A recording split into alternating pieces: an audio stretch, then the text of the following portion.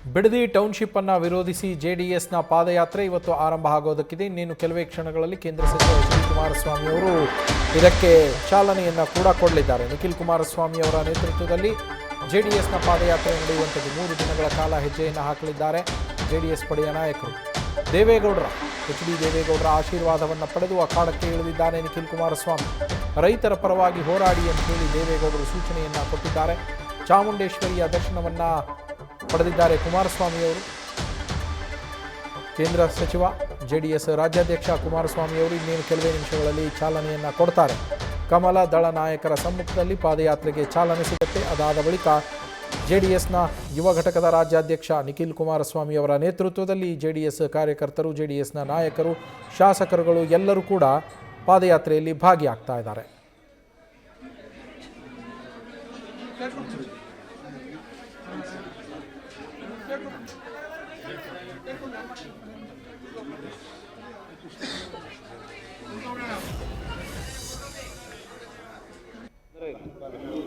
ಚೆನ್ನಾಗಿ ನಂದೇನು ಪಾದಯಾತ್ರೆ ಇಲ್ಲ, ಜನತಾದಳದ ಯುವ ಜನತಾದಳದ ಅಧ್ಯಕ್ಷ ಪಾದಯಾತ್ರೆ. ಅವ್ರು ನಿಖಿಲ್ ಕುಮಾರಸ್ವಾಮಿ ನೇತೃತ್ವದಲ್ಲಿ ನಮ್ಮ ಶಾಸಕ ಮಿತ್ರರು ಎಲ್ಲ ಸೇರಿ ಒಂದು ಪಾದಯಾತ್ರೆ ಇಟ್ಕೊಂಡಿದ್ದಾರೆ. ಒಂದು ನಮ್ಮ ಮಾಧ್ಯಮದ ಸ್ನೇಹಿತರ ಮುಖಾಂತರ ಸರ್ಕಾರಿ ಕೇಳ್ತಕ್ಕಂಥದ್ದು. ನಿನ್ನೆ ದಿನ ನಾನು ಬೆಂಗಳೂರಿನಲ್ಲಿ ಯಾವೊಂದು ನೈಸ್ನ ಪ್ರಾಜೆಕ್ಟ್ನ ಹೆಸರಿನಲ್ಲಿ ಬೆಂಗಳೂರು ಮೈಸೂರಿನ ಇನ್ಫ್ರಾಸ್ಟ್ರಕ್ಚರ್ ಕಾರಿಡಾರ್ನ ಹೆಸರಿನಲ್ಲಿ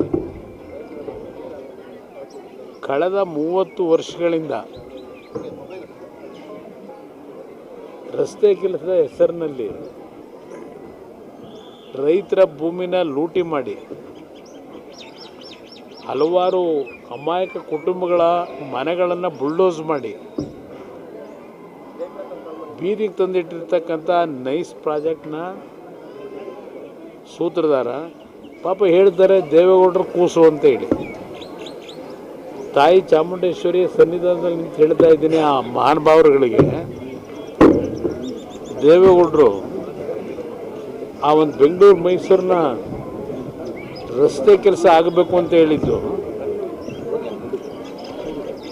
ರೈತರನ್ನ ಒಗ್ಲೆಪ್ಸಿ ಲೂಟಿ ಮಾಡ್ತಕ್ಕಂಥ ದಗಾಕೋರ್ ಕೆಲಸ ಮಾಡಿ ಅಂತ ಹೇಳಿದ್ರಾ? ಇದ್ರ ಬಗ್ಗೆ ಚರ್ಚೆ ಮಾಡೋರಿಗೆ ದೇವೇಗೌಡರು ಕೂಸು ಅಂತ ಹೇಳ್ತಾರ ಅಂತಕ್ಕಂಥ ಮಹಾನುಭಾವರುಗಳಿಗೆ ಹೇಳ್ತೀನಿ, ಹೆಸರು ಹೇಳಲ್ಲ. ಅವರಿಗೆ ದೇವೇಗೌಡರ ಬಗ್ಗೆ ಚರ್ಚೆ ಮಾಡ್ತಕ್ಕಂಥ ಒಂಗಷ್ಟು ನೈತಿಕತೆಯೂ ಉಳಿದುಕೊಳ್ಳದೆ ಇರ್ತಕ್ಕಂಥವ್ರು ಅವರೆಲ್ಲ. ರಾಜ್ಯದ ಅಭಿವೃದ್ಧಿಗೋಸ್ಕರವಾಗಿ ಒಂದು ಮೂಲಭೂತ ಸೌಕರ್ಯ ಕೊಡಬೇಕು ಅಂತಕ್ಕಂಥ ದೃಷ್ಟಿಯಿಂದ ಅವತ್ತು ಈಗಿನ ರೀತಿಯಲ್ಲಿ ಸರ್ಕಾರಗಳು ಆರ್ಥಿಕವಾಗಿ ಶಕ್ತಿ ಹೊಂದಿರಲಿಲ್ಲ. ಅವತ್ತು ಬಹುಶಃ ದೇವೇಗೌಡರ ಕಾಲದಲ್ಲಿ 3,000 ಕೋಟಿ ಕರ್ನಾಟಕ ರಾಜ್ಯದ ಬಜೆಟ್ಟು. ಆ ಹಿನ್ನೆಲೆಯಲ್ಲಿ ಅವತ್ತೇನೊಂದು 15-20 ಮಕ್ಕಳು ತೀರ್ಕೊಂಡು ಹೋಗಿದ್ದಾರೆ ಆಕ್ಸಿಡೆಂಟ್ನಲ್ಲಿ. ಒಂದು ಒಳ್ಳೆಯ ಸುಸಜ್ಜಿತ ರಸ್ತೆ ಆಗಬೇಕು ಅಂತ ತೀರ್ಮಾನ ತಗೊಂಡ್ರು. ಡೆಲ್ಲಿಗೆ ಹೋದರು. ಡೆಲ್ಲಿಗೆ ಹೋದ ನಂತರ ಇಲ್ಲಿ ಏನೇನಾಯಿತು 30 ವರ್ಷದಲ್ಲಿ? 2002ಕ್ಕೆ ಅವರು ಚುನಾವಣೆಯಲ್ಲಿ 1999ರಲ್ಲಿ ಜನ ಸೋಲಿಸಿದ್ರು. 2002ರಲ್ಲಿ ಮತ್ತೆ ಕನಕಪುರದಲ್ಲಿ ಲೋಕಸಭೆ ಉಪಚುನಾವಣೆಯಲ್ಲಿ ಗೆದ್ದರು.